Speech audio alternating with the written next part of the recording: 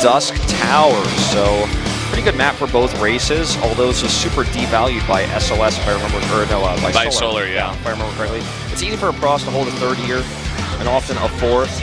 It's also a very strong map for Adept play. I was thinking, open third. yeah, if SOS was going to do any crazy Stargate play, I was thinking it would be this map with that third base he can hold very easily. Imagine if he does the same build and he's got cannons, pylons up.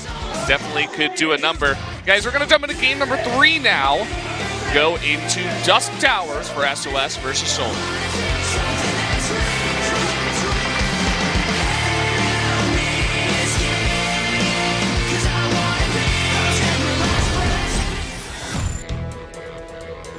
Here we are on Dusk Towers, the KT Protoss' favorite map, but we don't have any of them here tonight. Up in the top right, in the red, the Zerg player, he is Solar. Took that last game. And down to the bottom left, in blue, his opponent is SOS. Brave, Charge Zealot, all in, Carrier, Tech. What is it in game 3? Mind you, the Charge Zealot attack was after a Dark Shrine. Yep. Oh, double gas. Double gas. I'm like, one base? He like 4 gates? I'm like, all right, how many more builds do we have? Like proxy Stargate in a PVZ. What else could we see? Proxy robos. This is an observer rush. He like looks at Solar really hard. I'm like, what are you doing, SOS? Okay, he's going to be 2-gate Adept. It's long time no see. CrossFinal! Kim Eugene fighting. CrossFinal. Oh crap, I didn't even realize it was SOS. Yeah. That's cool. I like that. Also very impressive Korean. I can read Korean. I'm almost nearly fluent, I guess. Like I'm good at Korean, but I cannot write. My sign would look like, you'd be like, is that Arabic? I'm like, oh god, yeah, no, it's not. But is that Thai? No, that's just Wolf. It's like worse than that one guy at Pro League that always writes with the crazy handwriting that we can never understand. It's like the long messages too on the whole fan sign. He fills it all up. Yeah, I've seen your Korean writing before. It's cheerfuls are an art though, and that guy, he has it down. All right, so it looks like we're going to see one base Adept all in. It's going to be probably 2-gate Adept pressure into Glaives and 3 gates. I don't think you can really support a 4th gate off of one base. If he adds a Nexus now, obviously the build loses power, but he gains more transition ability, if that even makes sense. Yeah.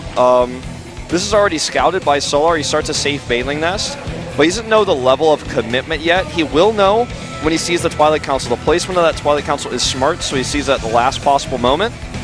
But there's obviously no hiding this.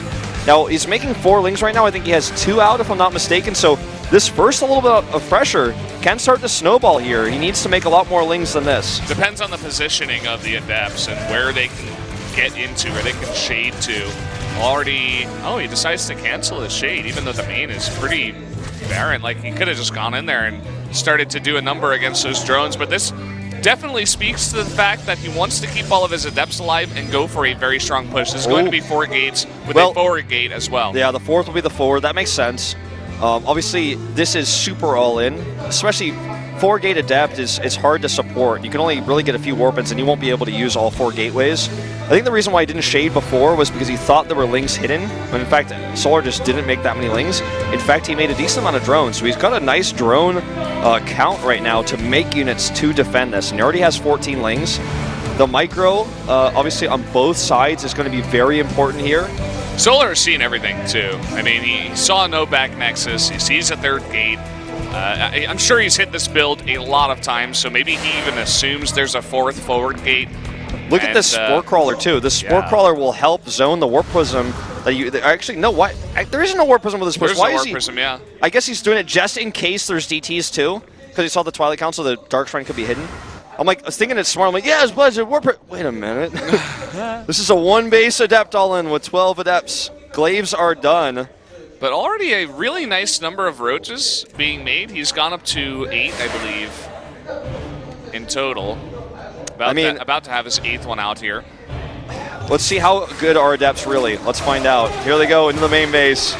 attacking these Lings. Now the Lings not able to get a lot of surface area. The Roaches are the real story though. The Lings tank for the Roaches. The Roaches doing some serious damage. The Shade will commence, and over here, doesn't have too many units, so he's losing several drones. Don't forget, he's on 20 drones right now. He has 3 bases though, so if he defends, he has so much larva, he can remake drones very, very quickly. SOS is super all in though. You can tell, I mean, he's going to get like 1 more 4-adept Warpin, and then after that he's going to really struggle to get 4 Warpins at a time. Yeah, and you can see now just getting this around, and the Shade is down, so he's going to lose a lot of these Adepts too. And still a high number of Roaches remain, so all he's got to do, as you said, because it's so all in, is hold off the push. And if he does that, he wins the game, and so far it's looking really good for him. Yeah, I think this is the end of it. Shade over here. Shade goes down again, and he cancels it. So even the Queen and the Ravager are going to be able to do enough. We got a bit of a follow-up coming up. Yeah, still a lot of the Roaches are remaining here at the third. He pulls 8, and Roaches are the counter to Adepts, basically. You know, they're armored, they're tough to kill, they don't die quickly. The high attack speed, you know, is kind of just hitting their tanky armor every time. Yeah. You can see 2 rounds of, attacks there from the Adepts onto 1 Roach. Got it really low, but then he just morphs it into a Ravager and keeps it alive. Yep. Cost-efficient way to keep your army healthy. SOS starts a Nexus, which is basically, you could translate that into typing That's GG. the GG Nexus, man. Yeah. We have GG scans, that we have says GG GG timings. right there. This is the GG Nexus. Anyone who plays Protoss, myself especially, okay, will tell you that when you make that Nexus, that's when you sit back in your base and you're like, maybe I got enough drones, I don't think so, but I don't want to leave this game. Yeah, you're like, I have a approximately 6% chance to win this game, but you know, I care, you know, I really want to win. That's when you like start the Robo and you're like, yeah, that's when you go for, you know, the old, the 6-gate +1 timings, and you're like, oh, okay, I guess I got to make a Robo now. Like, yeah. I need that. Well, now the game will end here, obviously because SOS is not typing GG, even though he is in the form of that Nexus. He will, you know, obviously defend this attack. The Shade's just too late. He's going to lose all these Adepts. Now, Solar has choices. Oh, what a god. This guy is a champion, after all. What he can do now is pressure the front. SOS did wall the top of the ramp, obviously, so it's going to be tough, but he can morph some Ravagers. All he really needs to do is keep SOS on 2 bases while droning up an incredible amount and teching. You can see SOS has a lopsided resource count. Win behind Dark Shrine. Someone was going to say it. I almost said it, actually, but you got it out before me, so props to you. But there you go. That's also that kind of desperation move where it's like, well, if he just doesn't make any detection, I can come back. He already did make that Spore Crawler earlier. I don't know if it was killed. No, it was not. It's still there. Looks like slightly moved. Now it'll be, you know, very suspicious if he tries to focus that with the Adepts, because there are many other better targets for you to focus if you're not going DTs, including the Lings, the drones, even trying to snipe a Queen. The Roaches aren't in position. I mean, what's happening here is SOS is like crossing his fingers and his toes and also his legs under the desk, saying, maybe he droned too much. Can I kill him? Oh, well, at least I still have my DT drop to follow up on. This is very Myung-shake, really, what we're watching here.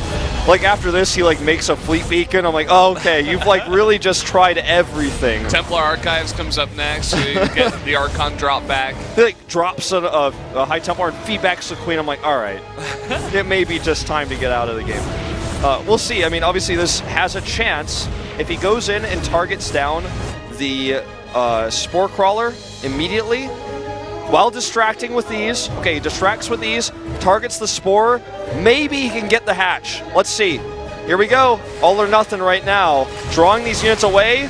Oh, he actually wants to run by. Well, if he gets by, he doesn't have to target. Yeah. And there's no Spore in the main. He splits these. This is his ticket, his golden ticket back into this game. Now, there is one Overseer, but I think it's across the map. He uses his staff for scouting, as we were talking about before. 3 Overseers morphing.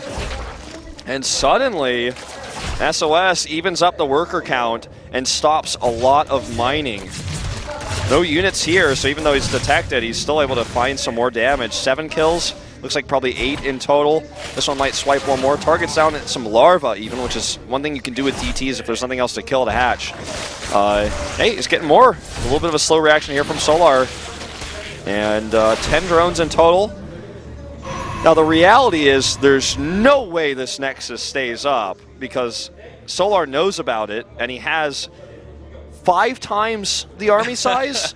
And all he needs is an Overseer to make sure he doesn't die to DTs. Well, I mean, he's got options, right? He could actually make sure there's 3 spores, 1 every base, and 1 spine at every base, and then just go across like just 1A to this Nexus. Pylons are being made to overcharge. He has 1 Immortal. I mean, I got to give SOS big credit. I mean, he's really transitioning well. Oh man, Solar's gonna send every single unit home.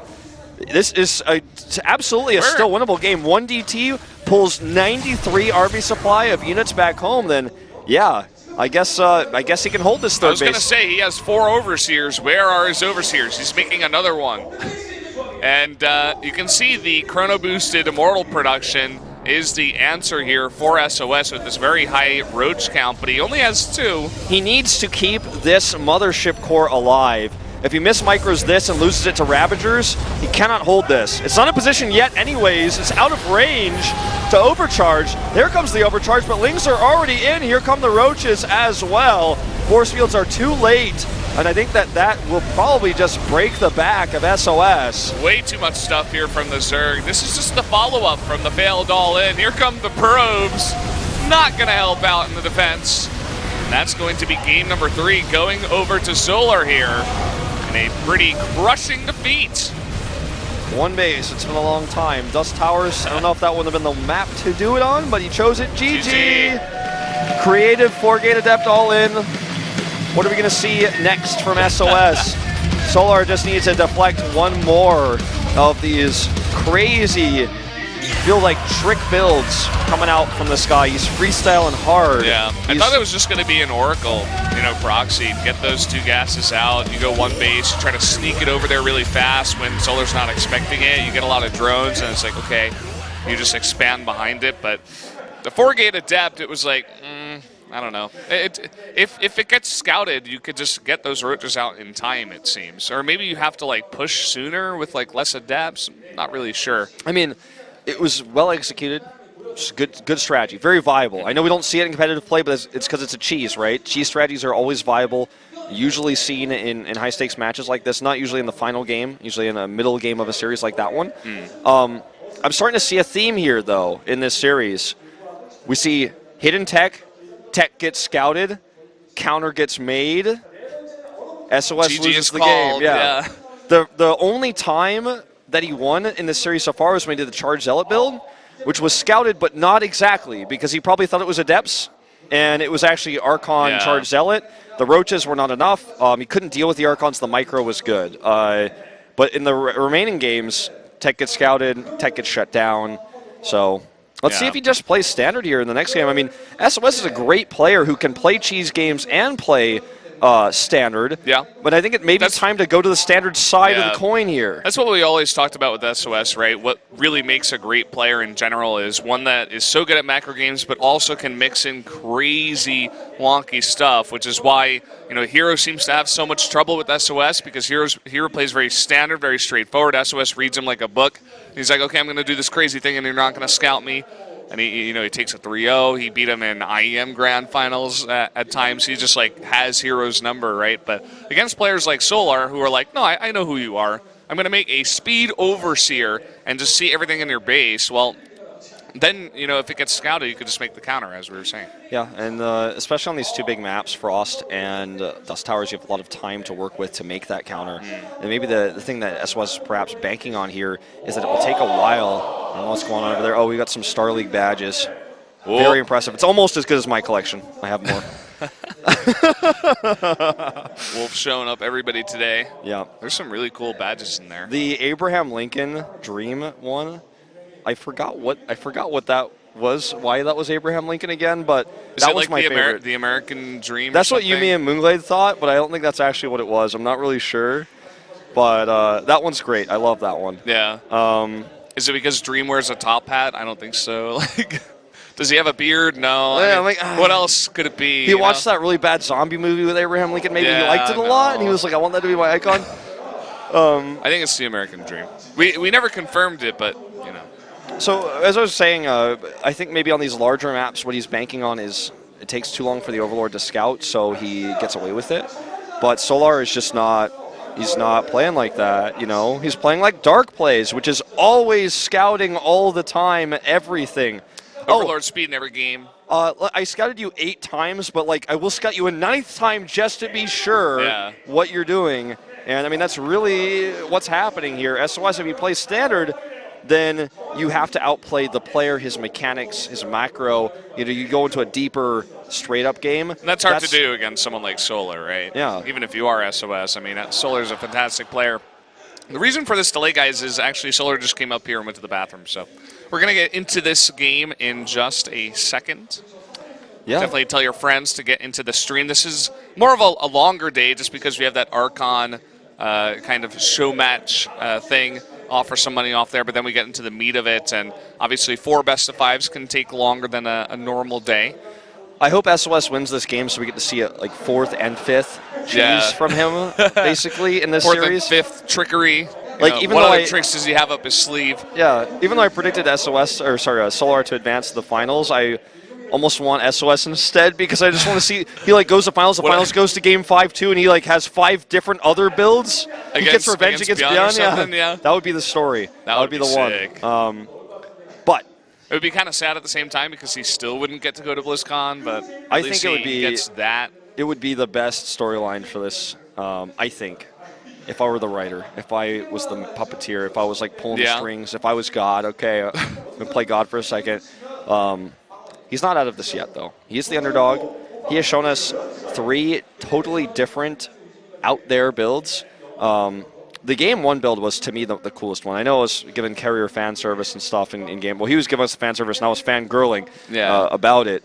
But I think for sure, you can see the viability of the Charge Zealot build. It seems quite strong, actually. Seems good, especially on a map like New Gettysburg where you can just like fly directly. You know, what is it, Fat Arena? Yeah. What were you calling it? Yeah, exactly. And or Fat Scrap Station. Yeah. I guess that was Arena, and then it got even fatter somehow. Somehow, some way. Spent some time in America and. All right, here we go. Cheeseburgers, went to Shake.